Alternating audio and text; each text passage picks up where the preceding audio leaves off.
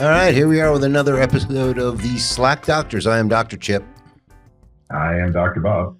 And again, since we're swiftly approaching the end of the year, no guests. This is actually the day after Christmas we're taping today, which I realize since we're only putting out one a week, this probably won't come out till end of January, maybe, something like that. Something like that. Yeah. So it'll be interesting because I've got some current event stuff to talk about, and we'll see how it ages after a month of marinating, in what happens in the zeitgeist.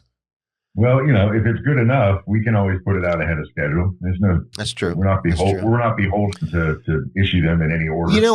I think we're going to probably end up taking at least a week, if not 2 weeks off after the first of the year, just to kind of chill, because we've been doing this every, twice a week now for quite a while. It's clearly not a job, but it's still, somewhere you got to be twice. I'll tell you what, when we first started doing it and I was driving down for every one, I considered that almost a job. That's true. That is almost a job. Especially when we were starting to do it 2 trips a month. Well, it's almost more like a working vacation though, kind of though. Almost. Yeah. Anyway, but yeah. So we'll probably take a couple of weeks off in January, let the old episodes play out and see what happens. And yeah, we'll discuss the pricing plan later. That is awfully weird. So did you get anything good for Christmas? No, I didn't. I mean, I don't. Oh, you guys didn't. You didn't do gifts, right? No. I mean, we had her family came over. Obviously her grandson, he got presents, right? And I believe in giving gifts to kids for Christmas, but once you're a grown up, you're on your own. Yeah, exactly. I got a sore shoulder for Christmas. Nice. Yeah. It'd been coming for a while too. I don't know why. My shoulder just been getting sore. And then the weirdest thing, at some point this morning, I must have been coughing or something. I literally felt like my spine realigned, like straight back from like your sternum, like in my back I felt it just go, and I was like, oh, that felt kind of weirdly good, and sure enough, ever since then, I mean, it's not pain-free yet per se, but it's a lot better because it was radiating pain from my shoulder up into my neck, down my arm a little bit. It was like, what the, and here's the funny thing. All right. So I was in a motorcycle accident. I guess it was 2020, 5 years ago. So I was 57, 58, something like that then instead of 62. And I bounced off the side of a car, probably doing about 40 miles an hour, popped right up. Jumped up and went, kind of went, yeah. And it was this shoulder. That's why I made me think about it. And I was like, yeah, my shoulder's a little sore, but that was it. Popped up right after, And nowadays I can wake up and be like, God, what the hell? It's like, well, how is that possible in the same body? It's crazy. But yeah, I started. You did something, and then it just slowly took time to, for the damage to accumulate. I think it was, like I said, I think it was something in my spine that was just out of, something was getting pinched or something that was doing it, because obviously now it's so much better today. It was like, all right, something happened. On the actual day of the accident, of course, you had adrenaline going for you, so I'm sure that helped. True. And truthfully, my shoulder was sore after that for, about a month. I actually went to my orthopedic guy and got it checked out, basically telling him like, look, is this going to be a problem, or, do I have to sue somebody, or what's going on? And he goes, nah, you'll be fine. But yeah, that's one of the things I was thinking about. I was just getting so sore out of nowhere. I was like, why is this happening? Why is my shoulder?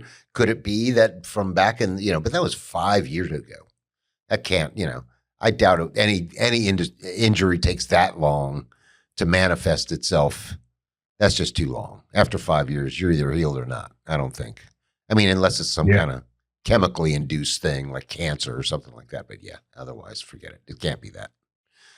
But yeah, so anyway, so we got the end of the year coming up. So you're still in Ohio now, right? Yeah, I'm coming back on Sunday. Right. It's my last winter Northern Bunker episode. Right. And Dr. Bob's Winter Wonderland tour. Although I am going to see my sister on New Year's over on the West Coast. Oh, right. And of course, we're coming down. I'm coming down on the 16th so we can go see Stavi. Right. Yes, absolutely. Actually do kind of have a lot of road trips planned in the immediate future. That'll be fun. So still no snow up there though, right? No, none. It was super foggy today and gray and miserable. Like it would have snowed today if it had just been cold enough. But, ooh, interesting. But it definitely wasn't going to happen yesterday. No, none the whole time I was here. Very anticlimactic, I must say. Right. I don't know if you heard about Trump's lovely Christmas presents to Nigeria. No. Oh, you didn't hear? No. Oh yeah, we're bombing people in Nigeria for some reason, because they're for Christianity or some bullshit like that. It's just for fuck's sake. Like we care, like nobody cares about Nigeria is not our problem. But whatever, there we go. Christmas cheer, have some bombs, kill some people. Right, nice. Yeah. Oh, my sister sent me a pretty funny text yesterday. It was a picture of her. Probably she only had like 2 or 3 jackets. Living in Florida, you don't need that many. But her favorite one, and her dog had fucked it up. Macy chewed out the whole interior lining of this thing. It was irreparably destroyed, right, on Christmas Day. So, you can't kick your dog's ass on Christmas Day. Not that she doesn't eat dogs, my point anyway. But, obviously you got to at least speak partially to it. And, yeah. I had this crazy dog once. A laughing out loud emoji. I was like, nice, Merry Christmas to you. Yeah, right. Good luck with that. I had this crazy dog once that literally ate a couch. I swear to God, I came home, he ate half the freaking couch. I was like, what the hell? In the course of like a work shift or something, or did you go away for? Yeah. Like I'd been gone just like all day or something like that, like a day of, leaving in the morning, not coming back till late at night. And he ate the whole, half the couch was eaten. It's like, and the other half was spread around the house. It was like, what the hell, dude? Anyway, yeah, that was, I forget. I even forget what happened to that dog. We obviously got rid of it pretty quickly after that. Yeah, I bet. The Heather's dog is actually super cool and chill. His name is Theo, and he doesn't bark ever. Just quiet, completely quiet all the time. Kind of weird and eerie, but I don't know. Kind of into it. I'd almost rather have the bark than the chewing stuff up, man. That's a pain in the fucking ass, dude. He doesn't do that either. He's, like I said, he's pretty chill. Yeah. There you go. And anyway, back to the bombing stuff category. If you ever watch them blowing up these supposed drug boats from Venezuela, doesn't it seem? I saw footage of one of them. Right, but doesn't it seem like whatever they're blowing up seems to be very flammable? Doesn't it? I mean, if you watch the footage of it, is fentanyl that flammable? I don't know. Is the thing they're launching at them the thing that's exploding and where the flames are coming from? Is it some kind of incendiary bomb or missile or something? Or I don't know. But what if those barrels on board the boat? Well, that's just it. I mean, they've got to have them if they're going any distance at all, especially with all those giant motors on the back. They're going to have a good amount of fuel with them. So I'm wondering if they're probably.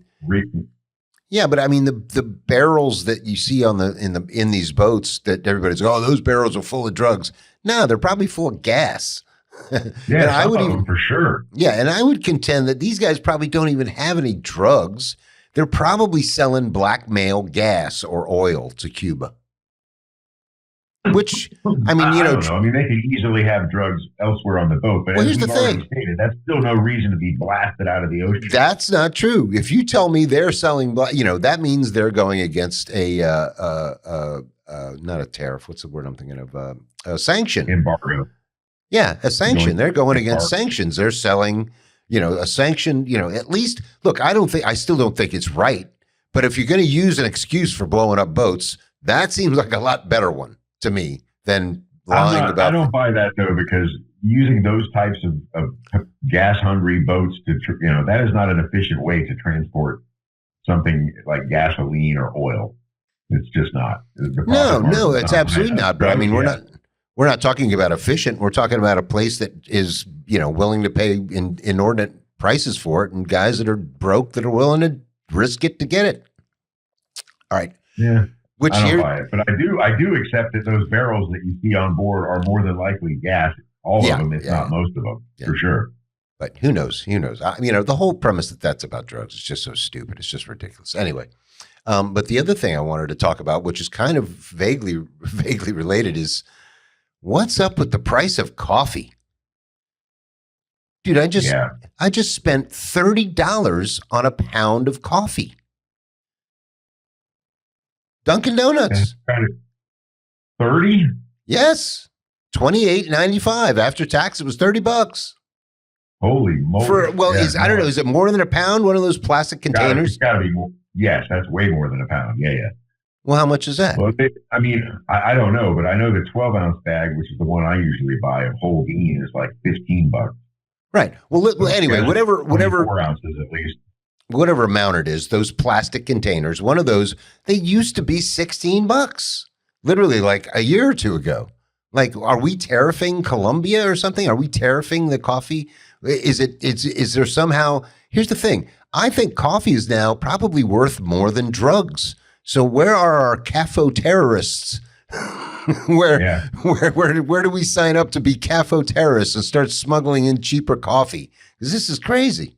I mean, I love that the price of gas is down like $2.80, $2.90. That's great. I love it, Trump. But what the hell's with the coffee? It's crazy.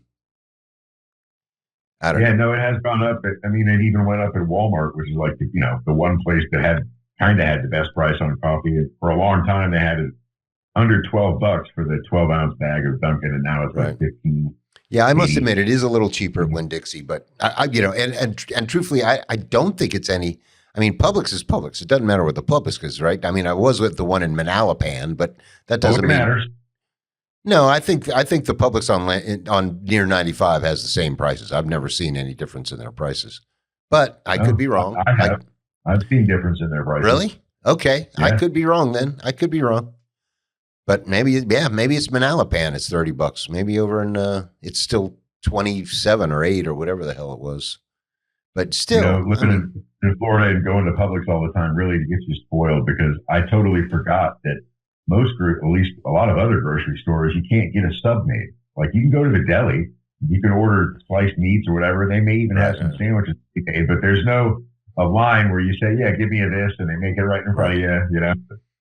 Which is hilarious. That's what I got while I was there. I got a sub. I have half of it left over in the fridge. They sell an assload of subs. Everybody in Florida swears by the Publix sub.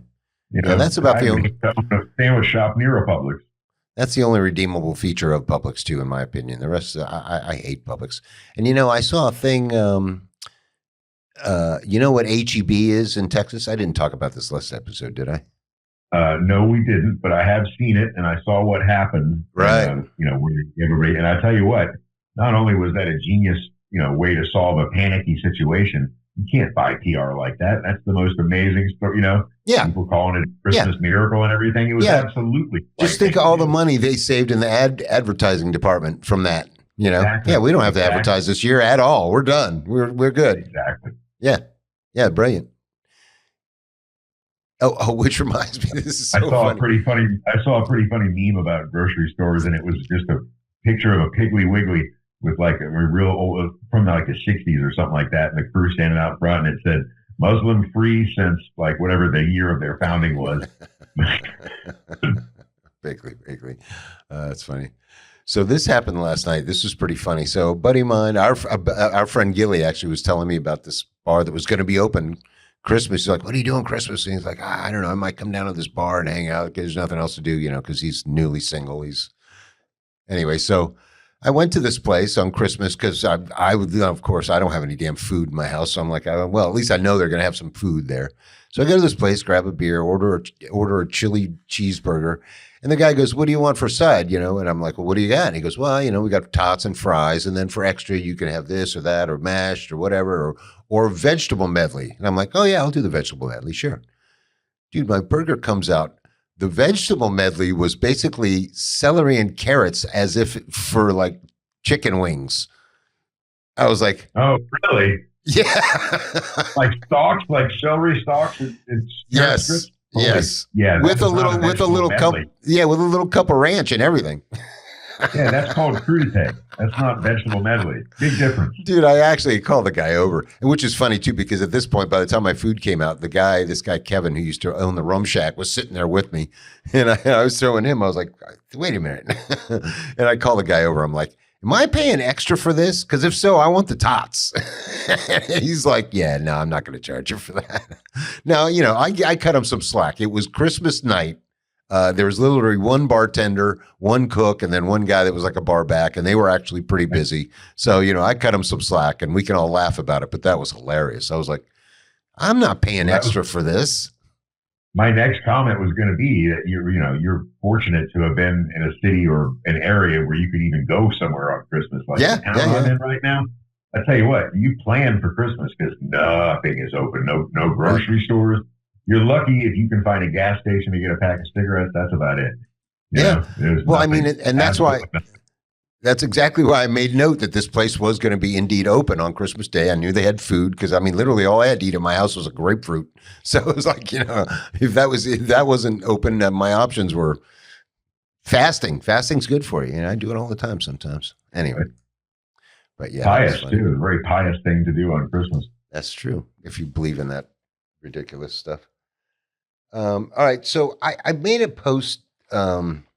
The other day on Facebook, and I really want to do this. I need to find a hypnotist, and that's secondary to more importantly, I need to find somebody that's highly susceptible to hypnosis so we can regress this person and see if they remember any past lives. And it may take more than one, but I really want to do this experiment and find a good hypnotist that we can try to prove whether people have had past lives or not. And when they're back experiencing these past lives, you would try to have them identify, what was your address, what was your name, what was your, that kind of, so that some kind of researcher could possibly go back and say, yeah, this guy is absolutely right. That person existed. He had no way to know about him. You know what I mean? That would be like, I would pay money if I could find. So if there's any hypnotists out there that are willing to go on tell you the truth, I could almost do it. I've seen. Hey, quick thought. If that hypnotist wanted to contact us, what would be a good number for him to?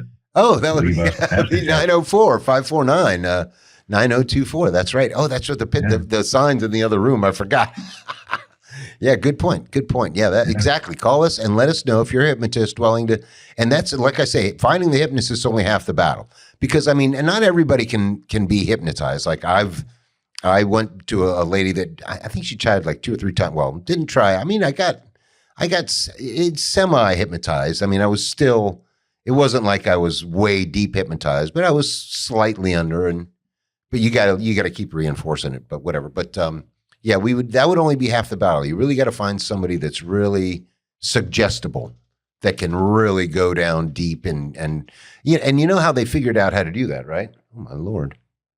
Just saw a squirrel run by. I thought it was a rat. But yeah, the way they yeah, here we go. Here we are, folks. There it is. But the way they think that that's a thing is there was apparently, and I think I've talked about this before on a religious episode we had, but they think that there's a guy that was regressing people to childbirth, to re-experience childbirth, and then discovered that he could possibly take them farther back than before they were born. But anyway, I think that'd be a word of the and obviously you'd have to tape the whole thing and document the whole thing. But anyway, that'd be fun. If any hypnotists out there and highly suggestible people willing to give it a shot. Do we know, like, who do we know that's highly suggestible? Nobody really springs to mind. I'm sure we know somebody that's. Well, you know a lot more people than I do, but. True. But I get a feeling the people that are really that suggestible probably aren't my friends. I've probably pissed them off at some point and driven them away by saying, "Hey, you're highly suggestible. Stop believing that stupid shit." But I don't know. Who knows? Anyway, that'd be interesting. The other thing I've been seeing a lot lately and this is the only kind of fishing that actually sounds interesting to me, magnet fishing. You ever seen those guys? Yeah, they find guns and shit all the time, and yeah. That seems like it's be kind of interesting, especially in certain spots, obviously. But yeah, I mean, if you're just gonna throw a line in the water hoping to find something, why not clean up the environment while you're doing it? And you might score a gun or two. As a matter of fact, I saw a guy pull a sword out of a canal. I mean, I think it was just a decorative one, but still, you never know. You could be King Arthur if you get lucky. Right. But yeah, it looks like it'd be interesting. But it also looks like it'd be hard. I mean, like I actually saw a guy once that they found a safe, and obviously you're not going to pull a safe up out of the water onto a bridge. You know, you got to pull it around to the shore and kind of roll it up on the bank of the shore or something. You're not going to just hoist a safe up onto a bridge. But I think they what was the end of that story? What was in it? I think there was like some money in it once they got it open. I mean, they had to break it open, obviously, but and you know, here's the thing: a lot of these guys shoot themselves doing it. I wouldn't tell nobody. I mean, I wouldn't be like, you never know what you're going to find out there. As a matter of fact, a couple of them would get in trouble. Well, a lot of them, like as soon as they find a gun or something, we'll call the police and go, "Oh, we found a gun," and they'll come take the gun. But every once in a while, I guess like somebody found like a grenade or something like that, and then got in trouble because he brought it like out of the water and set it in the corner of like a parking lot. And the cop was like, "What are you doing bringing this to a populated area?" I mean, even though he's way out in the corner of the parking lot, it was like, come on, dude. What's supposed to just leave it in the canal? I mean, what are you going to do? I don't know. There's a couple of guys on YouTube that have, just that's all they do on their channel is fishing, and then they film the whole process, and of course the interaction with the police. Yeah, and that's the other thing. Sometimes the cops are irritated too, like they don't want to deal with it or whatever. And they're like, "Look, we just called you because we found this," Yeah. And I think once or twice I've even seen them find something that may or may not be like like an actual explosive. So then the cops got to call the bomb squad to come out and deal with it. Yeah. Yeah. And then like I saw a video just the other day of them doing it, and this cop was just trying to tell them they couldn't do it. "Oh, you can't fish off the bridge." And they're like, "Well, we're not really technically fishing. And not only that, we're cleaning it up. We're helping the environment. We're not we're not hurting anything. We're just helping, "Oh, you can't do it. You can't do it." Like, well, what are you going to do if we keep doing it? "Oh, we'll arrest you for what?" "Fishing." "Well, we're not fishing." Anyway, it was crazy. Well, yeah, it's illegal to patch a pothole on your own, Yeah, true. Exactly.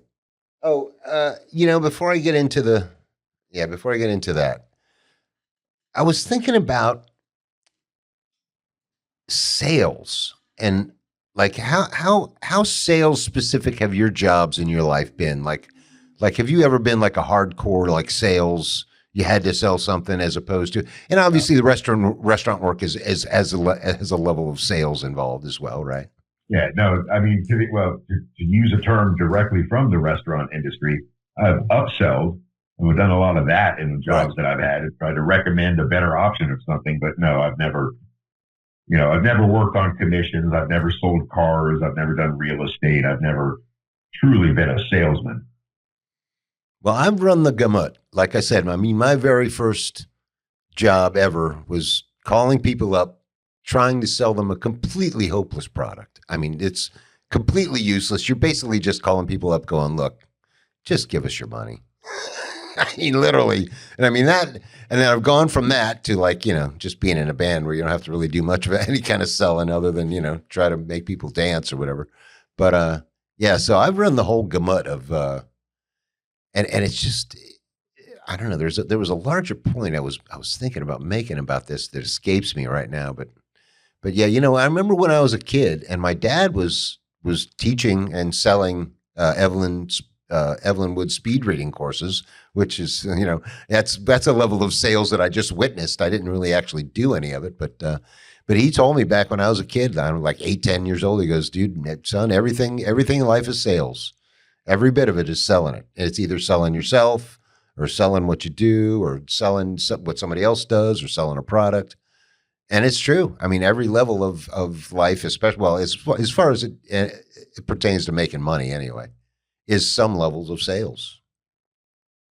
Yeah, I mean, I can definitely remember instances where I applied for jobs and sold myself to the hiring guy to get the job, even though they weren't hiring any. You know what I mean? As opposed to just, it was always restaurants and bars, but instead of looking for who's hiring, just think about where you would like to work based on where you've been and what you know about the town, and just go there, ask for an application.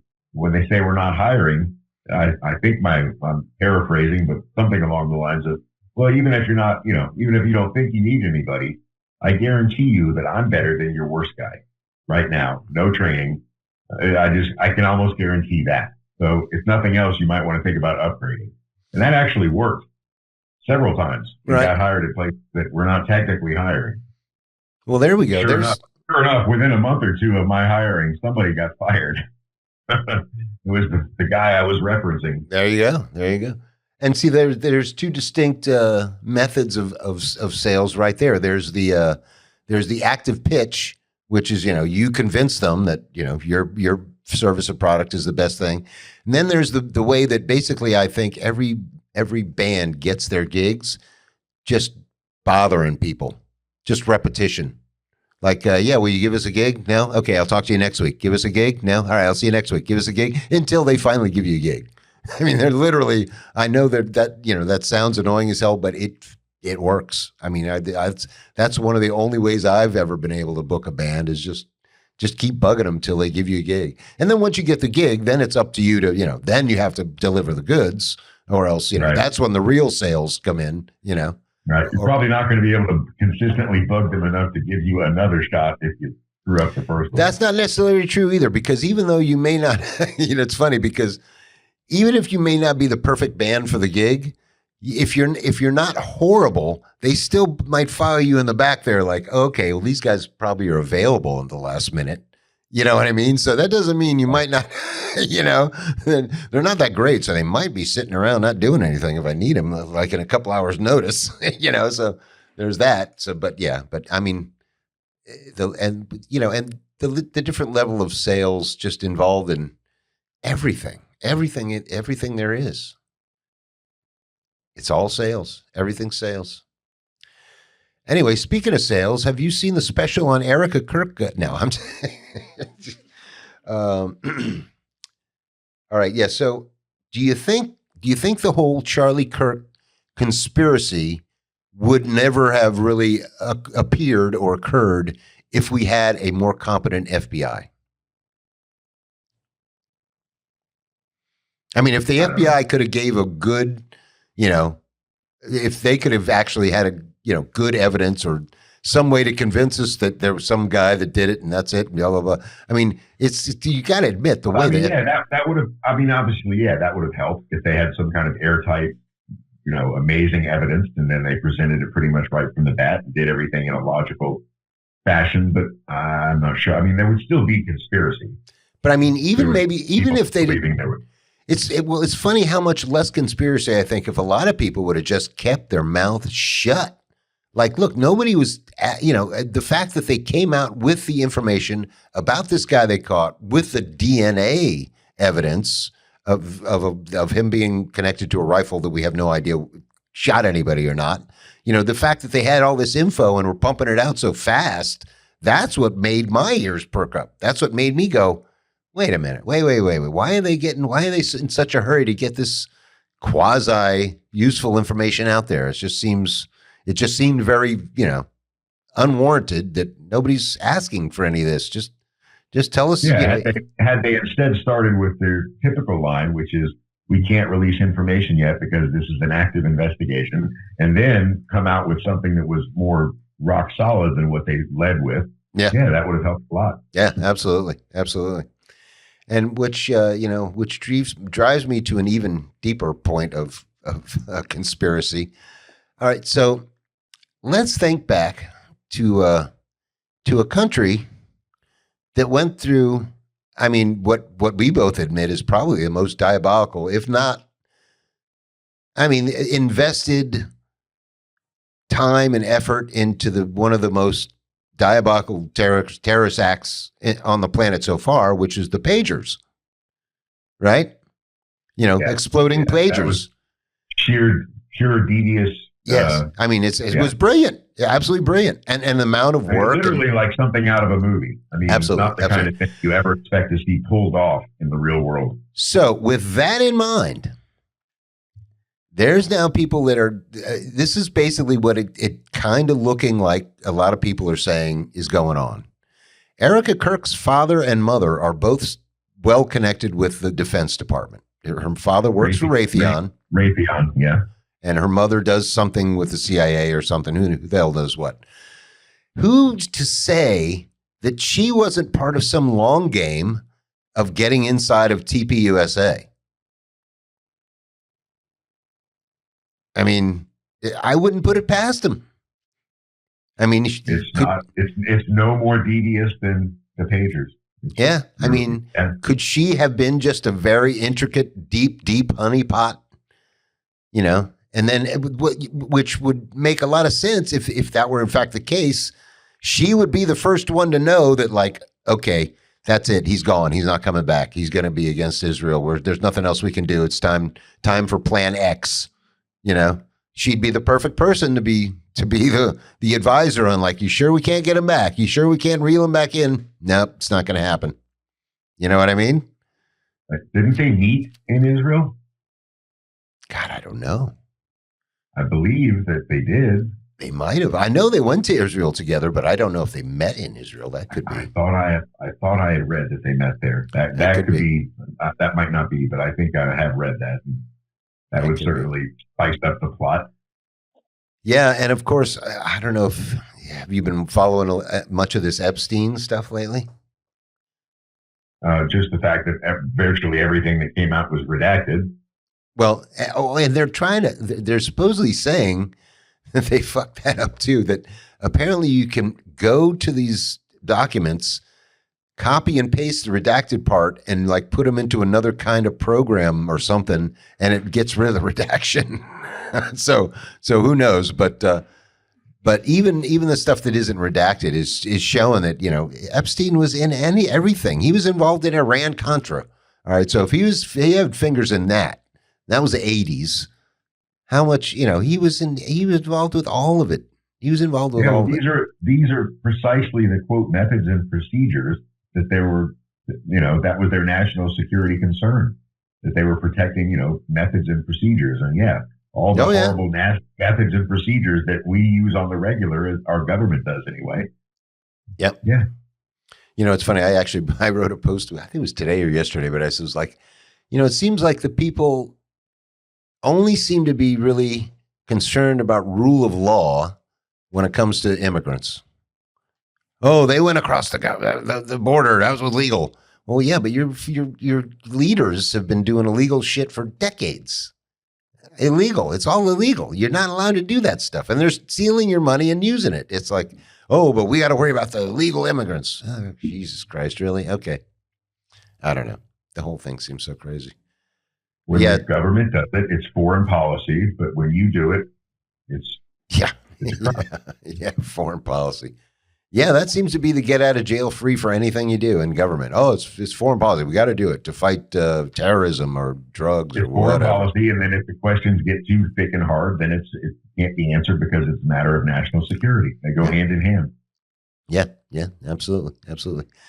At least it seems like the kids are seeing it. I mean, it seems like the curtain's being pulled back. You know, everybody sees who the wizard is now. You know, and it's not the scary guy with projected on the curtain. It's just some fucking idiots back there pulling levers. You know, it's not anything. I mean, not only is it more difficult to control the narrative because there's so many more sources of information, but each generation seems to be getting a little bit more tech savvy. It's getting harder and harder to convince people that, you know, what you're telling them is real. It's too easy to debunk. Which is hilarious too, because I mean, that's like, I used to say this back when they were bitching about Hillary Clinton about how her emails were illegal or this, that, and the other thing. And I'm like, wait a minute.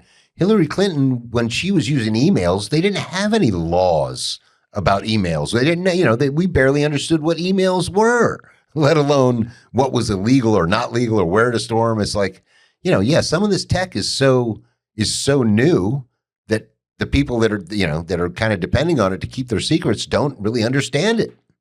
You know, absolutely. Especially in the Senate and the Congress, you know, most of these people are far too old to have a real grasp of current technology. Right. Yeah, and the fact that they don't understand it, it never leaves.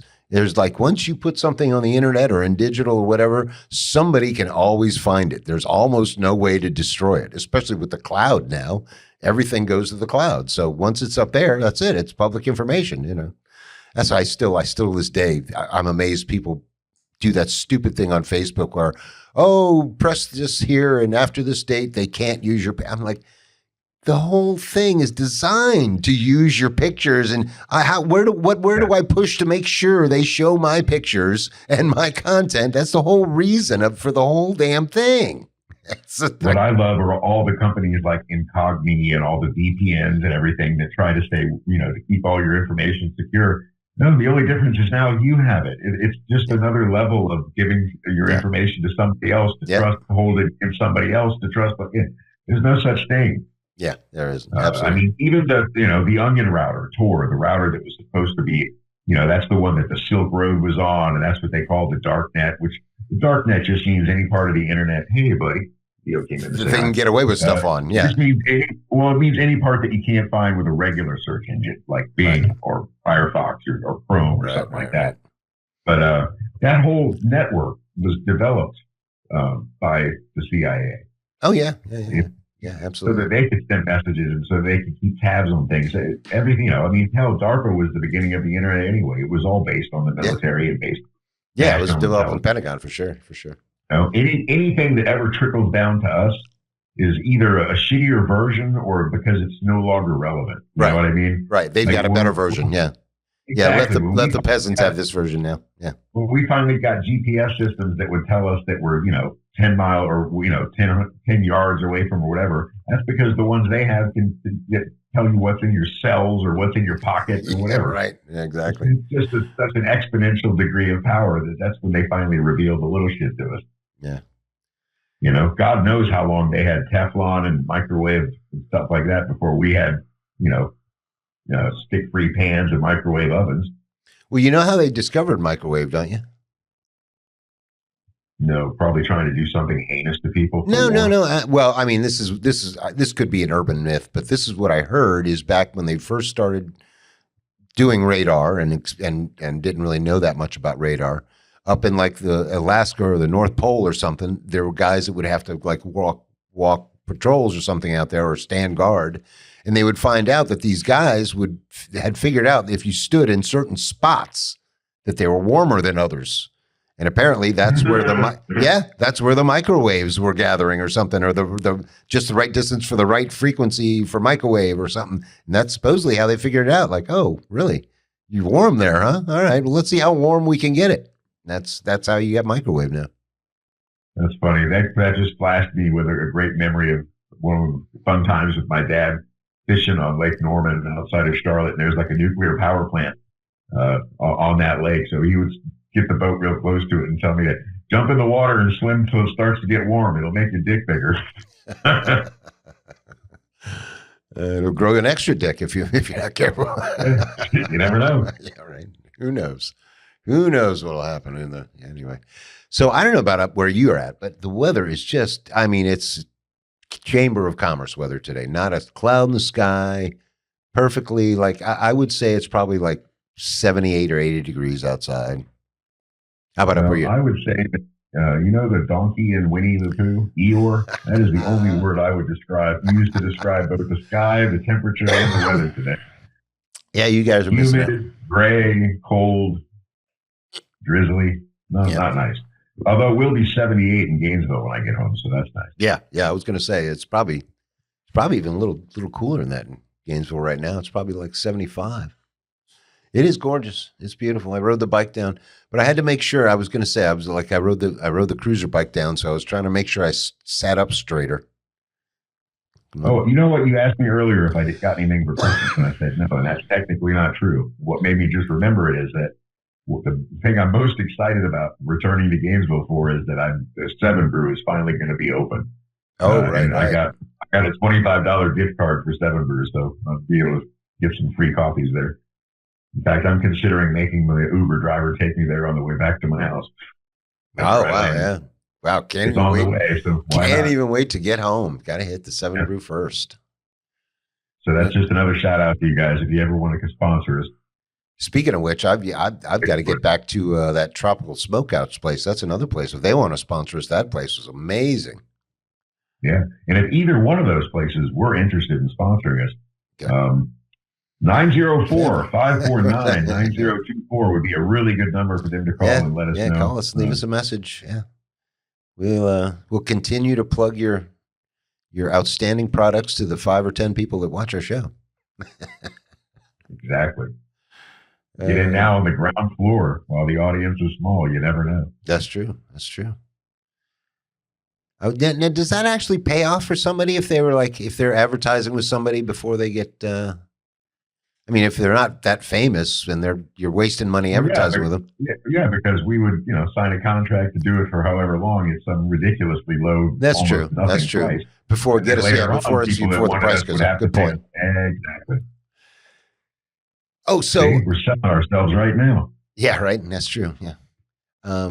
So, I saw, who Youngblood is? A rapper, I'm guessing. I don't know. No, he's not a rapper at all. He's actually, I thought he was going to, I never heard him do anything he'd done musically. I'd only seen him. I saw him on Bill Maher and I saw him on like something else. And I only seen him talking about stuff. And I figured he was going to be like Billy Idolish, kind of like, But I just saw I guess he did a song on Howard Stern or something. And I was shocked. It was really a pretty good song. And it wasn't at all like I expected. It was kind of like a ballady pop song. I was like, wow, I didn't see that coming at all from that guy. It was very strange. I'll have to check it out. Yeah, no, I have no idea who he looks like or whatever. I just went based on the sound of the name. Right. No, yeah, if you saw him, he looks like a young Billy Idol. He's got like the. So you know what I watched? What's that? What I watched last night in the spirit of Christmas? People say, "Oh, you watch It's a Wonderful Life," or you watch A Christmas Vacation or Christmas Story. I was going to guess first episode of the. No, I watched the first episode of the Diddy documentary on Netflix. No shit! I hear that's bangers. Diddy Christmas. Oh, no kidding! That's hilarious. How was it?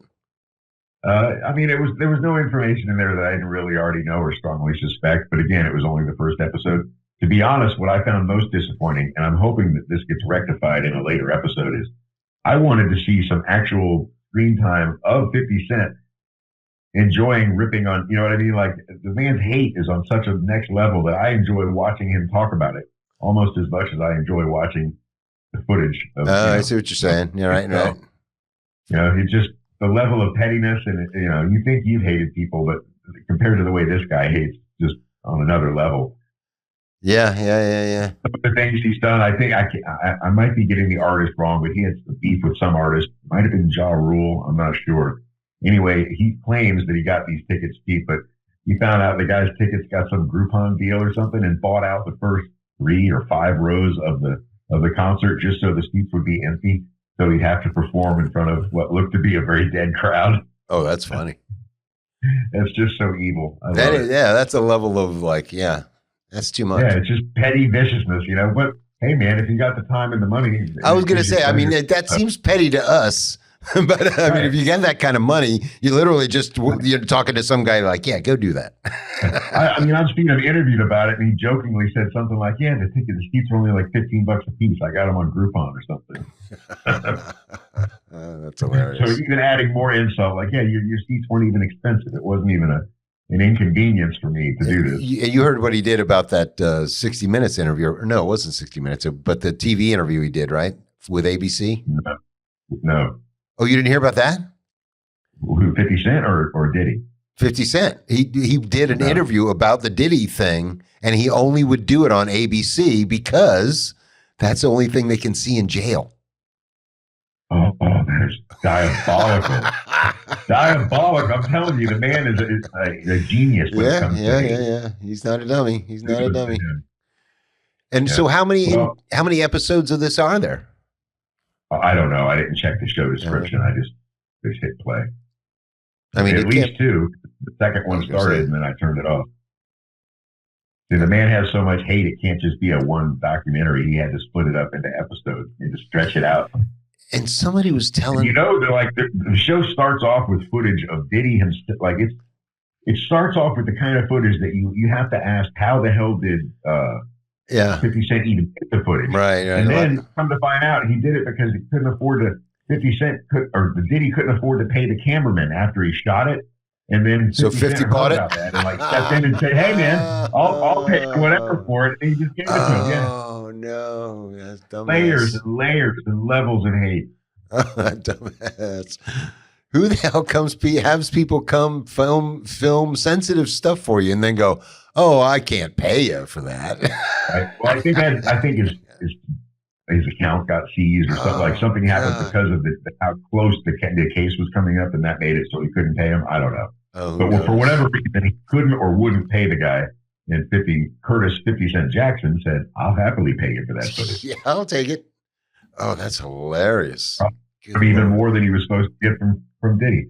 So my phone is going to die in a couple of minutes here, just to let you know. I didn't realize I did not charge it properly, and already given me a warning. We're getting there. We're almost done. I mean, I'm pretty much out of stuff. It turns out that Dr. Bob just disappears. Right.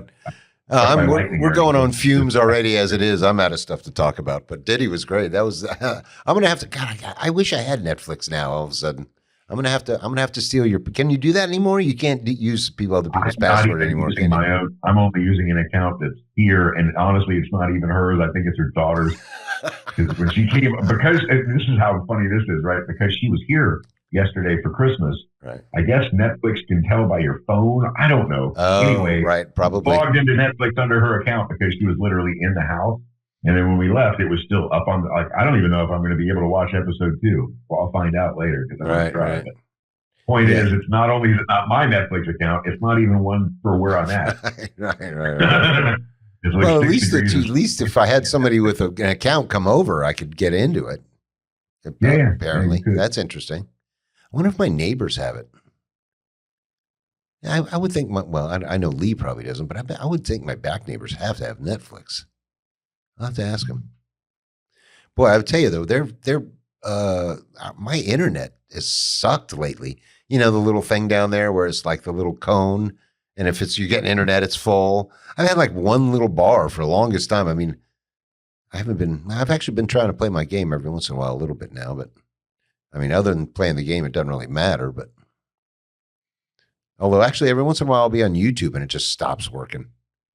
You got to kind of like try to refresh it and then it'll make you reload it or something like that. I don't know what that's all about.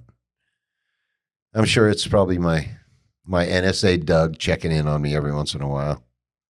Right. What's your guy's name? Is Philip. Oh, that's right. Philip. Yeah. Hi, Philip. Yeah. Hi, Doug. How's it going? We're doing this through Zoom on my phone, so Philip's in on this too, for sure. Absolutely. The irony being he could just wait and watch it later, but I don't know. So now that I think about that, that'd be the place to work, being like a high up guy at the NSA, because you would know everything. I mean, they got to know everything. Everything, everybody's phone, everybody's computer, everybody's smart TV, everybody's, the perfect job for a voyeur. Actually, the only person that probably knows more about every citizen in the United States than the NSA would be China. Be a Chinese guy that probably knows a little more than the NSA. Probably have got your washing machine listening to you right now. All right. Well, anyway, you got anything else? No, I'm pretty much out. Yeah, we could cut this one short. It's just such a gorgeous day. I can't wait to get back on my bike and ride around. So we'll have people call us at 904-549-9024 and give us some more stuff. Right. We only made it 50 minutes today with the crap that we could come up with. So give us some ideas. Give us some problems to solve. Like, comment, share, subscribe, all those things. There we go. And we'll see him next time. Thanks, guys. Late.